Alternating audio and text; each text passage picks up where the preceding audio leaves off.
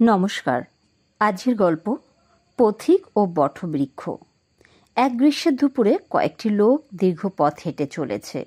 প্রখর রোদ, তারপর ক্লান্ত হয়ে তারা কিছুক্ষণ বিশ্রাম নেবে বলে মনস্থ করল। এমন সময় কাছেই তারা একটা বিশাল বটগাছ দেখতে পেল। তখন তারা ঠিক করলো এই বটগাছের ছায়াতেই একটু বিশ্রাম নেবে। সঙ্গে সঙ্গে তারা সকলেই ওই বটগাছের তলায় গিয়ে বসলো। কিছুক্ষণের মধ্যে প্রচণ্ড তাপের ক্লান্তি কেটে গিয়ে তারা ঠান্ডা বোধ করতে লাগলো। আস্তে আস্তে তাদের ঘাম কমে গেল, ক্লান্তিও যেন একটু কমলো। কথাবার্তা বলার মতো অবস্থায় ছিল না।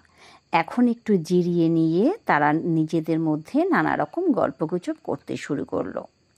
নানা রকম কথা হতে থাকলো তাদের মধ্যে। মানুষ কি জিনিস ছাড়া বাঁচতে পারে না, শীত ভালো না গরম ভালো, কে মানুষের সবচেয়ে বেশি উপকার করে, এই সব নানাবিধ কথাবার্তা। হঠাৎ একজন একটু চুপ করে কি যেন ভাবল, তারপর বলল, দেখো ভাই, আমরা যার তলায় বসে আছি এই বটগাছটা কিন্তু কোনো কাজের নয়। এটাতে না হয় ভালো ফুল, না হয় ভালো ফল। তার কথা শুনে অন্যরাও বেশ ভাবতে লাগলো।